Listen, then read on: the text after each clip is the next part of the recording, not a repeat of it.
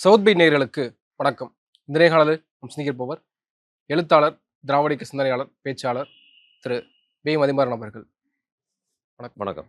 தொடர்ந்து முதலமைச்சர் ஸ்டாலின் அவர்கள் கொண்டு வந்த நலத்திட்டங்களை பற்றி அதிமுக கொச்சைப்படுத்தி பேசுறது. குறிப்பாக இலவச பஸ் பயண திட்டம், விடியல் பயணம்னு கொண்டு வந்தாங்க. அதை லிப்ஸ்டிக் பஸ்ன்னு எடப்பாடி பழனிசாமி அவர்கள் விமர்சனம் பண்ணியிருந்தார்.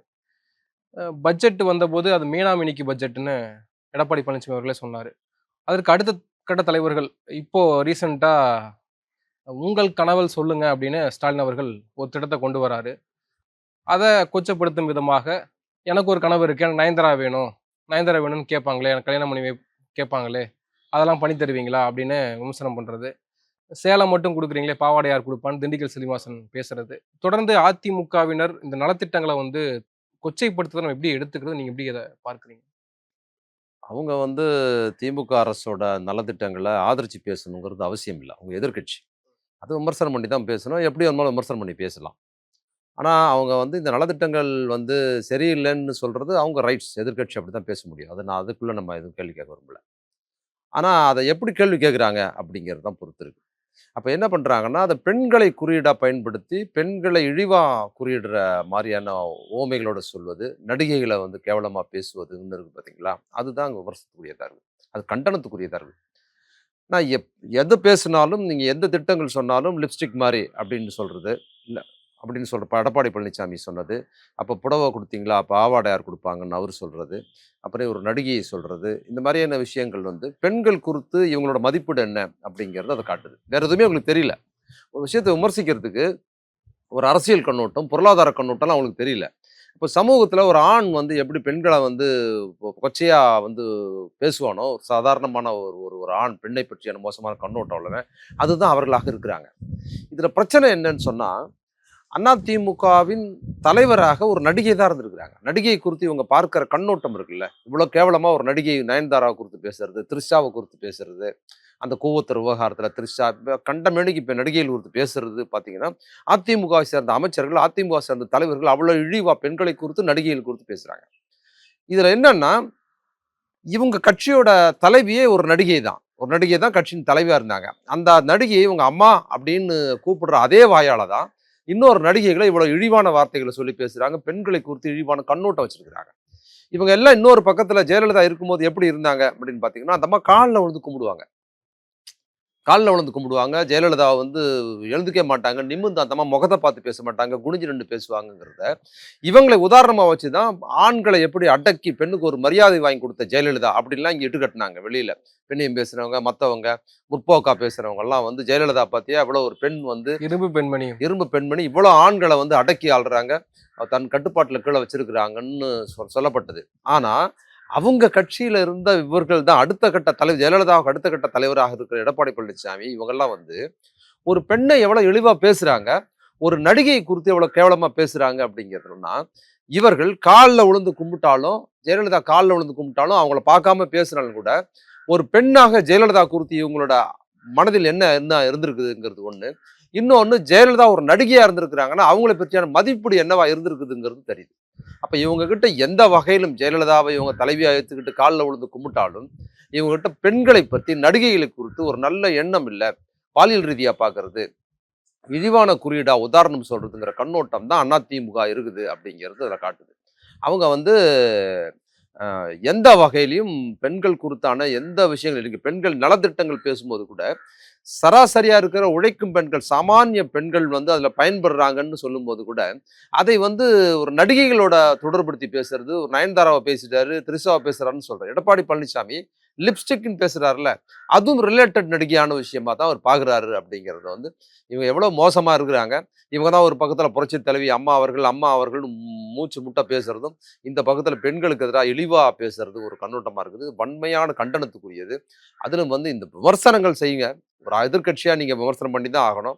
அதை நீங்க எப்படியுமே பெண்களுக்கு எதிராக ஆண்களை ஒப்பிட்டு பேசினால, ஒரு கிழிஞ்சு போன வேட்டி மாதிரி இருக்கு, அந்த மாதிரி கூட உங்களுக்கு தோண மாட்டேங்குது பாருங்க. ஏதாவது சொல்லணும்னு சொன்னா இந்த திட்டங்கள் சரியில்லை, வேற ஆண்களுக்கு கொடுக்குற திட்டங்கள், நீ பெண்களை சொல்லும் போது பெண்களுக்கான திட்டங்களை பெண்களை கேவலப்படுத்தி பேசுறீங்க, ஆண்களுக்கான திட்டத்துக்கு ஆண் வேட்டி மாதிரி கிழிஞ்சு போன மாதிரி இருக்குன்னு கூட உன்னால சொல்ல முடியல அப்படிங்கிறது. அதாவது அதிமுக என்கிற கட்சி அடிப்படையில் எந்த மாதிரியான அரசியல் கண்ணோட்டமும் இல்லாத ஒரு கட்சிங்கிறதுக்கு இதெல்லாம் சாட்சியா இருக்கு. நேற்று நடந்த ஆர்ப்பாட்டம் என்பதே பெண்களுக்கு எதிரான வன்முறைகள் ஆர்ப்பாட்டம். அதிகமா நடக்குதுன்னு சொல்லி தான் ஆர்ப்பாட்டம் ஆமா. நடத்துறாங்க. அந்த ஆர்ப்பாட்டத்துல தான் அதான் சி.வி. சண்முகம் இப்படி பேசுறாரு. அதான் நீ போனா தகராறாயிட்டா நான் போய் அவனை செருப்பால் அடிச்சுட்டு வரேன்ங்கிற மாதிரி தான் இவங்களோட எல்லா விஷயமும். பெண்களுக்கு நாட்டுல பாதுகாப்பு இல்லைன்னு சொல்லி நடத்தல ஆர்ப்பாட்டத்திலேயே இவங்க தான் இருக்கிறாங்க. இப்ப இது போன்ற ஆட்கள் தான் பெண்களுக்கு எதிரான வன்முறை செய்கிறார். அப்புறம் வந்து ஒரு பிரமுகரா இருக்கிறாங்க, ஒரு அமைச்சரா இருந்திருக்கிறாங்க, இன்னைக்கு பெரிய எதிர்க்கட்சி தலைவரா இருக்கிறாங்க, அவங்க கட்சியில் இவ்வளவு பெண்கள் இருக்கிறாங்க. அப்படி இருக்கும் போதே பொது வழியில பெண்கள் பத்தி நீங்க பேசுறீங்கன்னு சொன்னா, இதெல்லாம் இல்லாம இருந்தா நீங்க பெண்களை எப்படி வந்து நடத்துவீங்க, எவ்வளவு மோசமா நடத்துவீங்கிறத அதை காட்டுது. இதுல ஒரு வீடியோ ஒண்ணு ரீசெண்டா வைரல் ஆயிட்டு இருக்கு. எப்பா எப்பா ஸ்டாலின் நேத்து நடந்த ஆர்ப்பாட்டத்துல வந்து எடப்பாடி பழனிசாமி அவர்கள் இருக்காரு. ஜெயக்குமார் அவர்கள் இருக்காரு. ஜெயக்குமார் அவர்கள் சொல்றாரு, எப்பா எப்பா ஸ்டாலின் அப்பா உங்க ஆட்சி இப்படி நடக்குதப்பா அப்படின்னு நக்கல் தொனியில விமர்சனம் பண்றாங்க. கருணாநிதிக்கு தப்பாம பிறந்திருக்கிறிய தப்பா அப்படின்னு விமர்சனங்கள் அந்த வரிகள்லாம் வருது. இதை நம்ம எப்படி எடுத்துக்கிறது? இதையும் பார்க்க வேண்டியதான் இருக்குல்ல முக்கியமா. அவங்களுக்கு வந்து எதையும் வந்து விமர்சிக்கிறதுக்கான சோர்ஸா எதுவுமே இல்ல. இந்த நலத்திட்டங்கள் சரியில்லைன்னு சொல்ல தெரியல. இது வந்து ரூ. 1000 ஸ்கீம் வந்து ஃபெயிலியர் அப்படின்னு சொல்ல தெரியல. ஏன்னா அது ஃபெயிலியர்ன்னு சொன்னா இவங்க ரூ. 2000 அறிவிப்பாங்களா? அது சக்சஸ் ஆயிருக்குது. அப்போ மகளிர் கட்டணமில்லா பேருந்து ஃபெயிலியர் சரியில்லைன்னு சொல்ல முடியாது. அப்ப அது சொல்ல முடியாதுன்னா, நாங்க வந்தா இன்னும் அது நலத்திட்டங்கள் குடுப்போம். அப்ப என்ன பண்றதுன்னா, தனி மனித தாக்குதல் பண்றது. என்ன பண்ணுவோம்னா, வாரிசு அரசியல். நீ க க கருணாநிதிக்கு மகனாக இருந்து நீ வந்துட்ட. உன் மகனா இருந்து உதயநிதி வந்துட்டாருங்கிற வாரிசு அரசியல்ங்கிற விஷயத்த தான் பேசுனாங்க. அப்ப அதை தவிர்த்துட்டு வேற ஏதாவது பேசணும்னா, இந்த மாரி அப்பா, அப்பா, பெரியப்பா, சின்னப்பான்னு பாட்டு பாடுறது, இந்த மாரி கேலி பண்றது. இதை தவிர இவங்கள்ட்ட எந்த பொலிட்டிக்கல் வேல்யூவும் இல்ல. சரி இதெல்லாம் வேணாம், வேற ஏதாவது பேசலாம்னா, நயன்தாரா இந்த மாரி நடிகைகள் குறித்து பேசுறது, லிப்ஸ்டிக் பூசிக்கிறது அவ்வளவுதான். முதல்ல நீங்க பேசணும்ல, அந்த விஷயம் தான் அதோட நீட்சி தான் இது. அவங்க கிட்ட எந்த அரசியல் கண்ணோட்டம் கிடையாது. இழிவாக விமர்சிப்பது, தனிமனித தாக்குதல் நடத்துவது, மிக கேவலமாக பேசுவதுங்கிறது தான் அதிமுக கட்டமைப்பு. அதுல வந்து இதுல வந்து ஒரு பெண்ணால் கட்டமைக்கப்பட்டு 2 பெண்களால் வழிநடத்தப்பட்ட கட்சியில, பெண்கள் குறித்தான மதிப்பீடுல அந்த தலைவர்கள் எவ்வளவு கேவலமா இருக்கிறாங்கங்கிறதுக்கு அதிமுக எந்த வகையிலும் சமூகத்துல வந்து எந்த வகையிலும் பெண்களுக்கும், இந்த சமூகத்தில் இருக்கிற உழைக்கும் மக்களுக்கும் எந்த வகையிலும் கூட ஒரு ஐடியாலஜியா எந்த புரிதலும் பெற்ற ஒரு கட்சியா தான் இருக்குது. அதை திருப்பி அதை காட்டுது. இந்த வரிகளால பெண்களை இழிவுபடுத்தின விஷயத்த ஊடகங்கள் இவ்வளவு பெரிதா பேசுறாங்க. ஆனால் வன்முறைகள் நடந்திருக்கு, குற்ற சம்பவங்கள் நடந்திருக்கு. அதையெல்லாம் வந்து ஏன் ஊடகங்கள் ஹைலைட்டா பேசுறது இல்ல இந்த ஆட்சியில? அதை நீங்க பேசுங்க. நீங்க வன்முறை நடத்துறத வந்து பேசுறீங்கன்னா, ஒரு வன்முறை நடத்தியிருக்கிறான்ல பெண்கள் மீது, பெண் குழந்தைகள் மீது அவன மாதிரியே நீங்க பேசுறீங்க. அதுதான் இப்ப வந்து ஒரு வன்முறை நடந்திருக்குது, அரசு சரியில்லைன்னு தான் நீ பேசுவ. அதிமுக அப்ப நீ வந்து வன்முறை நடந்திருக்கிறது, இது அரசுக்கு சம்மந்தம் இல்லன்னு பேச போறதில்ல. நடக்காட்டிலும் பேச போற. அப்ப நடந்திருக்கிறத எடுத்து வச்சுக்கிட்டு, இதுக்கு காரணம் முழுக்க திமுக அரசு தான் பேசுறல்ல, அத ஒரு யோக்கியமா பேசுங்கிறேன். நீ அந்த பாதிக்கப்பட்ட குழந்தைகள் மீது உனக்கு ஒரு அக்கறை இருக்குதா? அந்த பெண்கள் மீது அக்கறை இருக்குதா? அப்புறம் என்ன இப்படி பொறுக்கித்தனமா நடிகையோட ஒப்பிட்டு உன்னால பேச முடியுமா? இவங்களுக்கு கிடையவே கிடையாது. ஒரு பாதிக்கப்பட்ட ஒரு பெண் குழந்தையை பாலியல் வன்முறை செய்து ஒருத்தன் வந்து கொலை செய்திருக்கிறான்ங்கிற பதட்டமே உங்களுக்கு இல்லங்க. அந்த கவலைய பதட்டமே இல்ல. அப்படி ஒரு பதட்டம் இருந்தா, இப்படி ஊதாரித்தனமான விமர்சனங்கள், கேலி கிண்டல் வருமாங்க? உங்க வீட்ல ஒரு சாவு நடந்துருச்சு. உங்க வீட்ல ஒரு குழந்தைக்கு இப்படி ஒரு வன்முறை நடந்துருச்சுன்னா, நீங்க இப்படிதான் பேசிட்டு திரிவீங்களா ரோட்ல வந்து? இப்படிதான் கேலி பண்ணுவீங்களா? பெண்கள் பாதுகாப்பு குறித்து நடிகைகள் ஒப்பிட்டு பேசுறது, மற்ற விஷயத்த பேசுறது, அப்பா அப்பான்னு பாட்டு பாடுவீங்களா? எவ்வளவு பெரிய இஷ்யூ அது. ஒரு குழந்தையை பாலியல் வன்முறை செய்து ஒருத்தன் கொலை செய்திருக்கிறான்ங்கிறது இஷ்யூ. அத நீ வந்து திமுக மேல தான் பழி சுமத்துறன்னா, முதலில் உனக்கு அந்த குழந்தைகள் மீது இந்த மாரி நடந்துருச்சே அப்படிங்கிற அந்த குழந்தை மீதான ஒரு அன்பு, இப்படி ஒரு வன்முறை நடந்துருச்சேங்கிற ஒரு கோபம் இருக்கணும். அது இல்லவே இல்ல சுத்தமா. அப்ப என்ன இருக்குன்னா, திமுக மீது குற்றம் சொல்லணுங்கிற கண்ணோட்டம் மட்டும் தான் அதுல வினையாற்றுது. அந்த வினையாற்றும்போது என்ன பண்ணுதுன்னா, இவங்க கிட்ட பிற்போக்குத்தனமான பெண்களுக்கு எதிரான பிற்போக்குத்தன கருத்து தான் மேலோங்கி இருந்து, திமுக எதிர்ப்பான காழ்ப்புணர்ச்சி மட்டும் தான் வினையாற்றுதே தவிர, பாதிக்கப்பட்ட பெண்கள், வன்முறை செய்யப்பட்டு கொலை செய்யப்பட்ட அந்த குழந்தை மீதோ, பாலியல் வன்முறை செய்யப்பட்ட பெண்கள் மீதோ இவங்களுக்கு ஒரு வகையில் கூட அன்போ, அக்கறையோ எதுவுமே இல்லங்கிறத அது காட்டுது. இல்ல அதிமுக நடத்துவதற்கு முன்பாகவே தாவேக்கா இதே பிரச்சனையை மையப்படுத்தி அவங்க ஆர்ப்பாட்டம் நடத்துனாங்க. அந்த ஆர்ப்பாட்டத்துல கூட தாவேக்காவினுடைய பிரச்சார மேலாளர் ஆதவ் அர்ஜுனா வந்து ஒரு கருத்து முன் வச்சிருந்தா அது சர்ச்சையாச்சு. முட்டாள் முதலமைச்சர்னு முதலமைச்சர் அதாங்க இவங்களுக்கு நான் அதிமுகவே இந்த லட்சணம்னா, தாவேக்கா எப்படி இருக்கும்? தாவேக்கால எப்படி இருக்குங்க? உங்களுக்கு ஒண்ணும் பெருசா ஒண்ணும் புரிய தேவையில்ல. தாவேக்கால நீங்க வந்து ஆண், பெண் இருபாலருமே ஒரு மோசமான ஆண்கள் பெண்களை குறித்து பேசுற மாரி பேச வச்சிருக்குது அதுல. அதிமுகவோட லட்சணத்த பேசுறது இருக்கட்டும், புதுசா ஆரம்பிச்ச அந்த கட்சிக்குள்ளார விஜய் ஆகட்டும், மத்தவங்களாகட்டும், கீழ இருக்கிற சாதாரண இளைஞர்களும், அந்த பெண்களும் எவ்வளவு மோசமா பேசுறாங்க. ஒரு பெண்ணை குறித்து எப்படி நடிகை த்ரிஷா குறித்து அவங்க என்ன பேசுறாங்க? நீங்க பார்த்துட்டு தான் இருக்கிறீங்க. அதுக்கப்புறம் அவரோட துணைவியார் சங்கீதா குறித்து எப்படி பேசுறாங்க? நீங்க நடிகைகள விட்டுருங்க. அப்ப அதுக்கு அதிமுக லாய்க்கு இல்லன்னா, இது எதுக்குமே லாய்க்கற்ற ஊதாரித்தனமான லும்பன் கும்பலா இருக்குது இது. அந்த ஆதவ அர்ஜுனாங்கிறவர் அப்படிப்பட்ட ஒரு நபராக தான் இருக்கிறாரு. அப்போ அந்த தலைவர்ல இருந்து அது பொறுப்பாளர் வரைக்கும் இப்படிதான் இருக்கிறாங்க. அதிமுக பரவாயில்லன்னு முறையை தான் இவங்க உருவாக்குறாங்க. அப்ப இவங்க பேசுறதெல்லாம் முட்டாள். இது மாதிரி பேசுறதெல்லாம் இருக்குல்ல. இது மாதிரி ரவுடித்தனம், பொறுக்கித்தனமா பேசுறத தவிர, வேற என்ன இருக்கு அவங்க கிட்ட பேசுறதுக்கு? என்ன அரசியல் இருக்குது?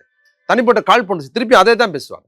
அதிமுகவும், பாஜகவும் என்ன பேசுகிறார்களோ, அதை விட இழிவாக பேசுகிற தொனி தான் இந்த விஜய் கட்சியில இருக்கிறவங்களுக்கு. ஏதாவது உருப்படியா பேச சொல்லுங்க.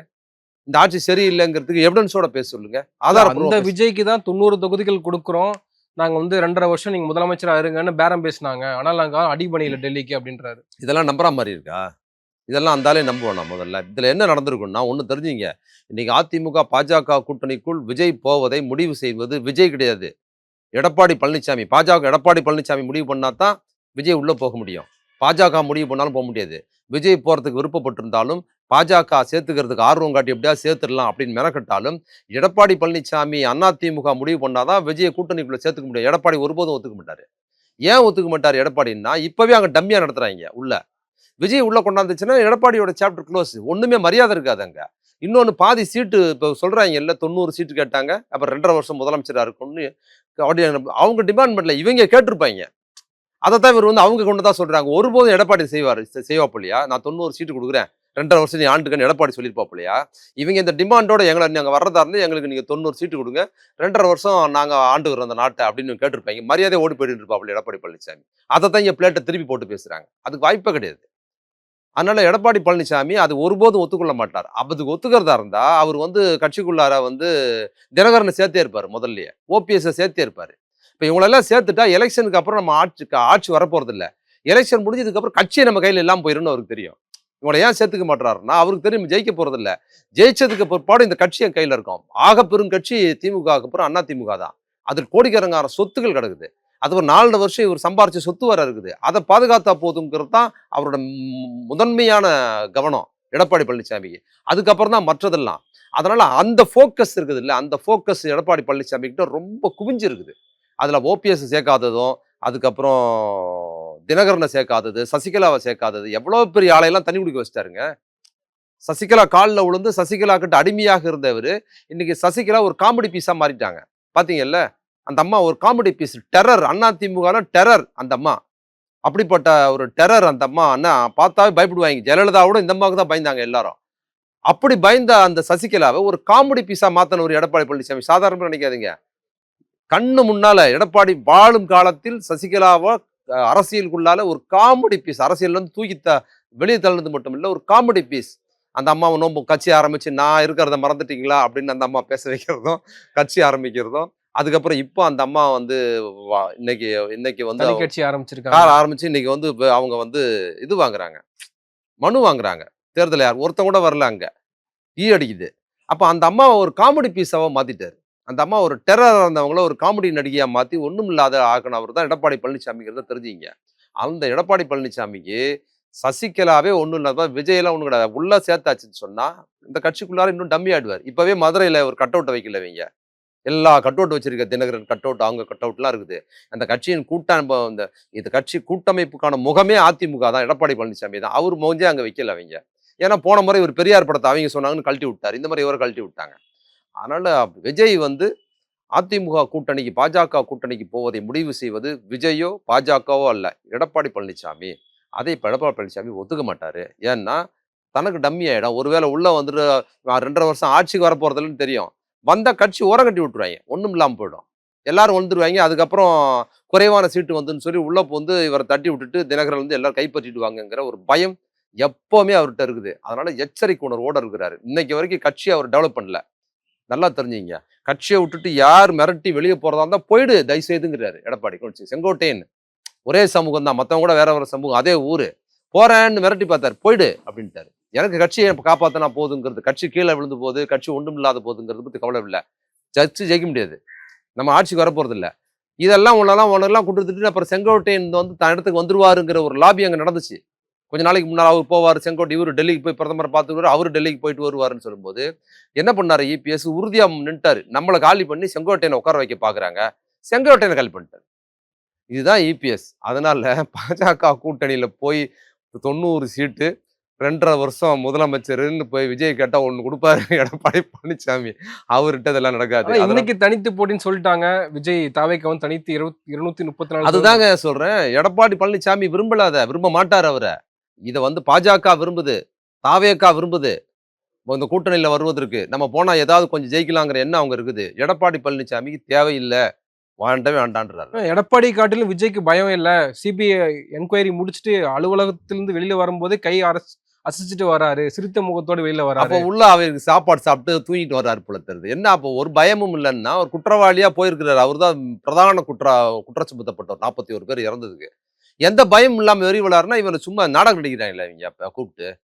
அப்ப என்ன நடக்குது? போயிட்டு உட்காந்துட்டு இப்போ ரூம் போடுற செலவு மிச்சம் போல இருக்கு. காலைல இருந்து சாயங்காலம் வரைக்கும் தங்கிட்டு வந்துருவாங்கன்னா, எந்த பயமும் இல்ல, எந்த மிரட்டலும் இல்லன்னா, அப்ப எதுக்கு விசாரணைங்கிறேன்? என்னதான் கேட்டாங்கன்னா, அப்புறம் ஜாலியா இருக்கிறாருன்னா, எங்களுக்கு ஒண்ணும் இல்லன்னா, சிபிஐ வந்து பாஜக இவர ஒரு பக்குவமா பயன்படுத்துது. இந்த எலக்ஷன்ல எதையாவது ஒரு மூவ் பண்ணலாம்ன்னு பாக்குறாங்க. இப்ப வந்து இப்ப சம்மந்தமே இல்லாம அவர கூப்பிட்டுருக்காங்க. யார கரூர்ல. செந்தில் பாலாஜி அவர். செந்தில் பாலாஜி. இவன் போயிட்டான். 41 பேர பலி குடுத்துட்டு, உயிருக்கு போராட வச்சுட்டு, மொத்த பேர் ஓடிட்டாய்ங்க. மாவட்ட செயலாளர்லருந்து கட்சி பொறுப்பாளர் யாருமே இல்ல. அவரு எங்க இருந்தோ ஓடியாந்து, ஐயய்யோ சாகுறானேன்னு தண்ணி குடுத்திருந்தா, அவர விசாரணைக்கு கூப்ட்டுருக்காய்ங்க. அவரு தான் வந்து பேட்டி குடுக்குறாரு நல்லபடியா. நான் என்ன முக்கியமான கேள்வி கேட்டாங்க. நானும் முக்கியமான பதில் சொன்னேன். அது ஒண்ணும் பிரச்சனைக்கு ஒண்ணும் இல்லன்னு சொல்றாரு. ஆனா இதுல விஜய் அவர்கிட்ட பயம் இல்ல. பாஜக என்ன செய்தாலும் என்ன நெருக்கடி குடுத்தாலும் விஜய்கிட்ட அடிபணிய மாட்டாரு. யார் அப்படின்னு அவரு தானங்க சொல்றாரு. பயம் இல்ல, பயம் இல்லன்னு. அவங்க தான் வந்து உங்க படமே ஒரு வார்த்தை வந்து பாஜகவுக்கு பயம் இல்லன்னா, பாஜக பத்தி விமர்சிக்க மாட்றாரே. நீங்க பாஜகவுக்கு பயம் இல்லன்னு இப்ப சொல்றேன்னா, பாஜகவுக்கு எதிரா என்ன பேசியிருக்கிற? கவர்னருக்கு எதிரா பேசியிருக்கிறியா? பாஜகவோட தமிழ் விரோதம் குறித்து பேசியிருக்கிறியா? திருப்பரங்குன்ற விவகாரத்த குறித்து ஏதாவது பேசியிருக்கிறீங்களா? இன்னைக்கு வந்து பெட்ரோல், டீசல் ஒண்ணும் இல்ல. கேஸ் 6 குல ஆறுமுகம் மாரி இவரு வந்து 6 கேஸ் குடுப்பேன்னாரு. யாரு? விஜய். விஜய் சொன்னாரு. அவரு சொன்ன மத்தியானம் சொன்னாரு. சாயங்காலம் கேஸ் தட்டுப்பாடு வந்துருச்சு. விலை ஏத்தி விட்டாய்ங்க. 60 ரூபாய் ஏத்தி விட்டாரு. கேஸ் விலைய மோடி. விலை ஏத்துன போது பேசினாரா? பாஜகவுக்கு பயம் இல்லன்னா என்னதுங்க? என்ன பயம் இல்லன்னு எனக்கு தெரியல. கேஸ் விலை ஏத்திருக்கிறாரு. வாய் திறக்கல. இந்த கேஸ் தட்டுப்பாட்டுல ஊரே இருக்கு. எல்லா கட்சியும் பாஜகக்காரன் கூட கண்டிக்கிறாங்க. தாவேக்காரன் வாயை திறக்க மாட்டான். என்ன பயம் இல்லன்னா அந்த காமெடி சிரிப்பா இல்ல. பயம்னா என்ன பயம் உனக்கு? பயம் இல்ல இதான் பயம். நடுங்குறாங்க பாஜகவை பார்த்து தாவேக்கா கும்பலு. அத வெளியில வந்து சொல்றது. எங்களுக்கு நடுக்கம் இல்லன்னு சொல்றதுக்கு என்னன்னா, பயம் இல்லன்னு சொன்னா, இந்த பயம் பயம் இல்லன்னா நீ பேசு. குறைந்தபட்சம் மக்களின் சார்பா 4 கருத்து சொல்லு. நீ இந்தி திணிப்ப பத்தி பேசல. தமிழ் விரோதத்த குறித்து பாஜகவோட தமிழ் விரோதத்த குறித்து பேசல. ம பள்ளிக்கூடங்களுக்கு காசு குடுக்கலங்கிறத பேசல. தமிழ்நாட்டுக்கு எதிரா தொடர்ந்து தமிழ் மக்களுக்கு எதிரா பாஜக அரசு சதி செய்யுது. அது குறித்து நீ எதுவும் பேசல. கவர்னர விட்டு இங்க மிக நாசம் பண்ணது தமிழ்நாட்ட. அத பத்தியும் நீ ஒண்ணும் பேசல. இந்த கேஸ் விலை ஏத்தி விட்டான். அத பத்தியாவது பேசு. அதுவும் பேசலன்னா, பாஜக அடிபணிய மாட்டோம்னா, என்ன நீ அடிபணிய மாட்டோம்னா என்ன பண்ண மாட்டீங்க? அடிபணிய மாட்டோம்னா? நீங்க எல்லாம் போறதுக்கு தயாரா தான் இருக்கிறீங்க. உங்கள சேர்த்துக்கிறது எடப்பாடி தயாரா இல்லங்கிறது தான் அது. அத நீங்க இப்படி நாங்க அடிபணிய மாட்டோம். நாங்க உள்ள போமாட்டோம்னு சொல்லி அத பில்டப் பண்ணிக்கிட்டு. ரஜினிகாந்தை மிரட்டியது போல விஜய் மிரட்ட முடியாது. ரஜினி இல்ல ரஜினிகாந்த் மிரட்டியத பத்தி ரஜினிகாந்தே சொல்லியிருக்கிறாரு. விஜய மிரட்ட வேண்டிய அவசியமே இல்லங்க. அவர் தான் பயந்திருக்காரு. பாஜகவை பயந்து தானே இருக்கிறாரு. அவர் ஏன் மிரட்ட போறாங்க? இவர் ஏதாவது ஒரு வார்த்தை பாஜகவுக்கு எதிரா பேசியிருந்தாருன்னா, அதுக்கப்புறம் அவங்க மிரட்டுவாங்க. மிரட்டறதுக்கான சோர்ஸே இல்லையே. அவர் தான் கால கட்டியமா பிடிச்சுக்கிட்டு இருக்கிறாரு. அதனால அவர் எது அவரோட ஜனநாயகன் படம் ரிலீஸ் ஆகாதது கூட பாஜக பத்தி ஒண்ணுமே பேசல. என்ன பேசியிருக்காரு? ஒரு வார்த்தை பேசவே இல்லையே. ஜனநாயகன் படம் இப்போ வந்து தேர்தலுக்கு அப்புறம் தான் அது ரிலீஸ் ஆக போகுது. அது பேசவே இல்லையே. அப்ப அது உண்மையிலேயே அவங்க சென்சார்லயும் மத்த இதுலயும் கண்டிச்சு பண்ணியிருக்கிறாங்கன்னா, இவங்க பேசியிருப்பாங்க. இவங்கெல்லாம் கூட்டு சதியா தான் இருக்கிறாங்க. அத நான் ஏற்கனவே ஃபெலிக்ஸோட பேசும்போது சொன்னேன். ஜனநாயகன் வந்து தடை வந்ததுக்கு காரணம் என்னன்னா, இப்ப எலக்ஷனுக்கு முன்னால அது ரிலீஸ் ஆயி, அந்த படம் மொக்க வாங்கிருச்சுன்னு வச்சுக்கங்க. 3 நாள் கூட ஓடலன்னா, அ விஜயோட அரசியல் வாழ்க்கை கேள்விக்குள்ளாயிடும். அவரு அவ்வளவுதான்ற மாரி ஆயிடும். அதனால தான் இவங்க வந்து தள்ளி போடுறாங்க. அவங்க தள்ளி போடுறதுக்கு காரணமே அதுதான். சென்சார் அதெல்லாம் சீன் போட்டு தள்ளி போடுறது அதே காரணம். முன்னால ரிலீஸ் ஆகி 3 நாள் கூட ஓடல. படம் ஃபிளாப் ஆயிடுச்சுன்னு வச்சா, அவரோட அரசியல் பிரச்சார முறையில அது கேள்விக்குள்ளாயிடும். அப்ப என்ன பண்றாங்கன்னா, அத தள்ளி போடுவோம்னு வைக்கிறாங்க. அதனால தான் எலக்ஷனுக்கு அப்புறம் அது ரிலீஸ் ஆகும்பாங்க. எலக்ஷன் ரிசல்ட் வந்ததுக்கு அப்புறம் மே மாசம் லீவ் வருது இல்ல, ஸ்கூல் காலேஜ்ல லீவ்ல ரிலீஸ் பண்ணுவாங்க. கும்பலா சம்பாதிக்கலாம்னு. அப்ப பாருங்க இதே ரூ. 1000 டிக்கெட் வச்சு கொள்ள தான் அடிப்பாங்க. அதுக்கு தான் தள்ளி வச்சிருக்கேன். பயந்து பயந்து தமிழ்நாட்டிலேயே பயந்தாங்கொலின்னு ஒரு நபரை சொல்லணும்னா அது விஜயும் அந்த கட்சியும் தான். அவங்க வந்து தமிழ்நாட்டில் இருக்கிற முதலமைச்சரையும் திமுகவையும் திட்டலாம். ஜனநாயகமா இருக்கிறாங்க ஒன்றும் நடவடிக்கை எடுக்க மாட்டாங்கன்னு தெரிஞ்சிருச்சு அவங்களுக்கு. 41 பேர் கொலை பண்ணும்போதே நம்மள ஒண்ணுமே பண்ணல தமிழக அரசு. நம்ம சேஃபா இருக்கிறோம்னு விஜய் இல்ல. இந்த ஆதவ அர்ஜுனா இவங்கெல்லாம் தலைமறைவா தெரிஞ்சாங்க இல்லைங்க. அவங்களாம் தெரியாம போய் தலைமறைவாயிட்டாங்க. ஏன் நம்மள ஒண்ணுமே பண்ண மாட்டாரு படத்திறதுப்பா அவரு அப்படின்னு தெரிஞ்சு அவங்களா தலைமறைவாயிட்டு அதுக்கப்புறம் வெளியே வந்து சுத்தினதுக்கு அப்புறம் அவங்களுக்கு இலக்காரமா நம்மளும் ஜனநாயகத்தை இவங்க இலக்காரமா பார்க்குறாங்க. அதனால மரியாதை குறைவா பேசுறாங்க. முதலமைச்சர் குறித்து மரியாதை குறைவா பேசுறது. அன்னைக்கே கூப்பிட்டு 2 குடுத்திருந்தாருன்னு முதலமைச்சர் என்னடா 47 செத்துருக்கு எங்க போனன்னு கூப்பிட்டு உள்ள போட்டு வச்சிருந்தாருன்னு வச்சுக்கங்க, இந்த பயம் இருந்திருக்கும். எதுவும் இல்ல இவங்களுக்கு பயம். அப்ப பாஜகவின் முகமா இருந்துகிட்டு இவங்க என்ன பண்றாங்க, திமுக அரச அதே பாஜககாரன் மாரி வந்து இழிவா பேசுறது, முட்டாள்ன்னு சொல்றதுன்னா, இது மாரி கிரிமினல்ஸ், மோசமான நபர்களுக்கு கெட்ட வார்த்தைகள் தான் வருமே தவிர அரசியல் வார்த்தை வராது. அடுத்தது